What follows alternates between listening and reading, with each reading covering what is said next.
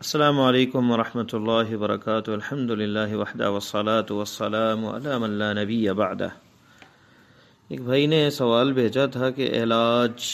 کیسے کرائیں، بیماریوں کا علاج کیسے کریں۔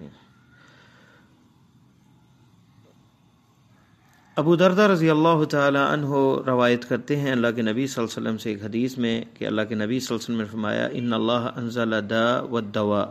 اللہ نے بیماری بھی نازل کی ہے اور اس کی دوا بھی، وجعل لكل داء دواء، اور ہر بیماری کی دوا بھی ہے، فتداووا ولا تتداووا بالحرام، آپ نے کہا دوائی کو استعمال کریں اور حرام کے ساتھ علاج نہ کریں۔ یہ ابو داؤد کے اندر 3376 نمبر حدیث ہے، اور اسامہ ابن شریک رضی اللہ عنہ کی حدیث جو ہے اس میں کہتے ہیں قالت الاعراب یا رسول اللہ اللہ نتداوى، عرابیوں نے کہا کہ اللہ کے رسول ہم علاج نہ کریں، قال تداووا، آپ نے کہا علاج کرو، فإن اللہ لم يضع داء الا وضع له شفاء، اللہ تعالیٰ نے کوئی بھی بیماری نہیں نازل کی مگر اس کی شفا ہے، الا داء واحد، صرف ایک بیماری سوائے ایک بیماری کے۔ صحابہ نے کہا یا رسول اللہ وما ہوا، وہ کون سی؟ قال الحرم، یعنی بڑھاپا۔ یہ ترمذی کے اندر ہے اور 1961 نمبر حدیث ہے، اور قال هذا حدیث حسن صحیح وهو فی صحیح الجامع، 2930 نمبر صحیح الجامع میں ہے، اور یہ بھی حدیث ہے۔ تو ہر بیماری کا علاج ہے، تو علاج ڈھونڈا جائے، لیکن ایک اور چیز بڑی اہم ہے علاج کے اندر کہ ان چیزوں پر اعتماد کلی نہ ہو، اللہ پر اعتماد ہو اور اسباب کو اختیار کیا جائے، اور یہ ذہن میں رکھا جائے کہ شفا دینے والی ذات اللہ تعالیٰ کی ہے، اللہ تعالیٰ کی ذات شفا دینے والی ہے اور اسی کے ہاتھ میں شفا ہے، باقی اسباب کو اختیار کرنا یہ مطلوب ہے۔ دوسرا علاج کے بارے میں ایک اہم چیز سمجھنی چاہیے، مسند الطیالسی کے اندر نبی صلی اللہ علیہ وسلم سے ایک حدیث ہے، آپ نے فرمایا اکثر من یموت من امتی بعد قضاء اللہ وقدرہ بالعین، حسنہ الالبانی فی صحیح الجامع وفی سلسلۃ الصحیحہ۔ یہ حدیث جو ہے مسند طیالسی میں ہے، شیخ البانی نے اپنی صحیح الجامع میں اور سلسلہ صحیحہ میں سے صحیح کہا ہے۔ آپ نے فرمایا اکثر میری امت جو ہے اللہ کی قضاء اور قدر کے بعد نظر بد سے ہلاک ہوگی۔ اور ابن عباس رضی اللہ عنہما کہتے ہیں قال قال رسول اللہ صلی اللہ علیہ وسلم العین حق، متفق علیہ، کہ نظر بد حق ہے، ولو کان شیء سابق القدر سبقته العین، اگر کوئی چیز سبقت لے کے جانے والی ہوتی تقدیر پر، اللہ کی قضاء اور قدر پر، تو نظر بد لے جاتی سبقت۔ تو اندازہ کریں نظر بد جو ہے حق ہے، اور آپ نے فرمایا اکثر میری امت جو ہے اس سے ہلاک ہوگی۔ اور یہ نظر بد اس وقت لگتی ہے جب بندہ صبح و شام کے اذکار نہیں پڑھتا، اللہ کی حفاظت میں نہیں ہوتا، غفلت کا شکار ہوتا ہے، تب کوئی حسد کرنے والا یا کوئی کیا کہہ لیں کہ جس سے کوئی چیز بھا جائے اچھی لگے تو اس سے نظر لگ جاتی۔ نظر کی دو قسمیں ہیں، عین معجبہ و عین تمنی زوال النعمہ، دو نظریں ہیں، ایک ہے کسی کو چیز کو اچھا لگے، یہ کسی دوست کی وجہ سے بھی، کسی رشتہ دار کی بھی نظر لگ جاتی ہے، کوئی چیز اچھی لگے تو بندے کو بارک اللہ اور ماشاء اللہ کہنا چاہیے۔ اور دوسری نظر ہے حسد کی نظر سے کوئی دیکھتا ہے تو یہ بھی نظر بد جو ہے اس سے بھی لگ جاتی ہے، اور بندہ جو ہے بیمار پڑ سکتا ہے، اس کا کوئی عضو بیکار ہو سکتا ہے، زبان جو ہے وہ بہت اچھا گفتگو کرنے والا تھا اب خاموش ہو گیا، گفتگو نہیں ہوتی، اٹکنے لگ گیا، ایسے مسائل پیدا ہو جاتے ہیں، تو نظر سے ہلاکت تک بندہ پہنچ جاتا ہے۔ تو یہ دو قسمیں ہیں اور دونوں کا نقصان بھی ہوتا ہے، اور علاج جو ہے اس کا جو ہے وہ اللہ تعالیٰ کے جو پیارے حبیب صلی اللہ علیہ وسلم نے ہمیں اذکار صبح و شام کی دعائیں بتائی ہیں، خاص کر معوذتین، سورہ اخلاص اور آیت الکرسی، یہ صبح و شام پڑھا جائے، دم کیا جائے۔ اور اسی طرح سہل بن حنیف جو ہیں رضی اللہ تعالیٰ عنہ ایک دفعہ سفر میں تھے، اور سفر میں انہوں نے غسل کیا، وَكَانَ رَجُلًا أَبْيَض، اور یہ سفید رنگ تھا ان کا، بڑا خوبصورت جسم تھا، فَنَظَرَ إِلَيْهِ عامر بن ربیعہ، عامر ابن ربیعہ نے جب دیکھا تو کہا مَا رَأَيْتُ كَالْيَوْمِ وَلَا جِلْدٌ مُخَبَّأَةٌ، میں نے آج تک ایسی چھپی ہوئی جلد نہیں دیکھی، یعنی تعریف کی اور انہیں بڑے خوبصورت وہ لگے۔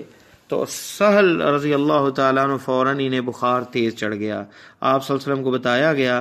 تو کہ سہل رضی اللہ تعالیٰ اپنا سر ہی نہیں اٹھا رہے اور بے ہوش ہو گئے ہیں۔ تو فرمایا کسی پہ تمہیں شک ہے؟ حل تتہمون فیہ من احد؟ تو کہنے لگے قالوا نظر الیہ عامر بن ربیعہ، عامر بن ربیعہ نے دیکھا تھا، آپ نے انہیں بلایا، فتغیظ علیہ، اب غصے میں آئے اور کہا علی ما یقتل احدکم اخاہ، کیوں ایک بھائی دوسرے کو قتل کرتا ہے؟ هل اذا رأیت ما یعجبک برکت، کیا تم نے جب تمہیں اچھی کوئی چیز لگی تو برکت کی دعا کیوں نہیں کی؟ پھر آپ نے کہا کہ اغتسل لہ، غسل کریں اس کے لیے، اپنا چہرہ دھویا، ویدیہ ومرفقیہ، اپنے بازو، اپنی کوہنییں، ورکبتیہ، اپنے گھٹنے، واطراف رجلیہ، اور اپنے پاؤں، وداخلۃ ازارہ، اور اپنے جسم کے اندر سے بھی پانی سے غسل کیا، ایک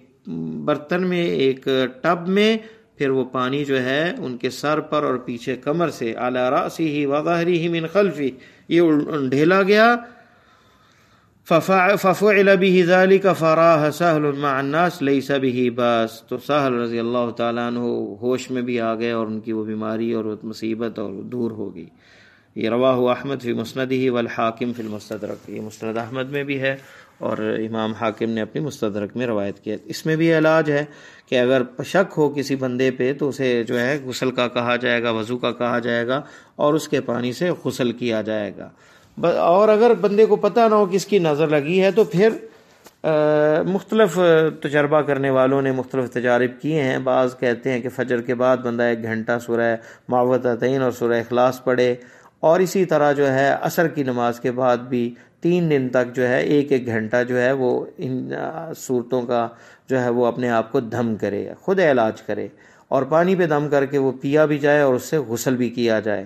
تو اس سے جو ہے انشاءاللہ تعالی نظر بد کے اثرات ختم ہو جائیں گے۔ تو یہ بندے کو دیکھنا چاہیے۔ افسوس یہ ہوتا ہے کہ کسی کو نظر لگی ہے، وہ ڈاکٹروں کے پیچھے بھاگ رہا ہے، اور جسے ڈاکٹروں والی بیماری ہے وہ روحانی معالجین کے پاس بھاگتے پھرتے ہیں، اس سے دم کروایا، اس سے کروایا، اسے کوئی بیماری تھی اور وہ بیماری کا علاج جو ہے وہ دوائی تھی، وہ کر نہ سکا، تو اسی طرح وہ گھومتا رہتا ہے۔ تو یہ دیکھنا چاہیے، سب سے پہلے تشخیص ہے کہ کیا نظر لگی ہے۔ علاج جو نظر بد کا ہے اس میں بسا اوقات یہ بھی ہوتا ہے کہ کوئی ٹیسٹ سارے نارمل آتے ہیں لیکن بندے کی طبیعت ٹھیک نہیں رہتی، یا کوئی عضو بیکار ہو جاتا ہے، ہاتھ بیکار ہو گیا، آنکھ نظر چلی گئی، یا آواز چلی گئی، یا سماعت چلی گئی، کوئی ایسی چیز جو ہے انسان کی چلی جائے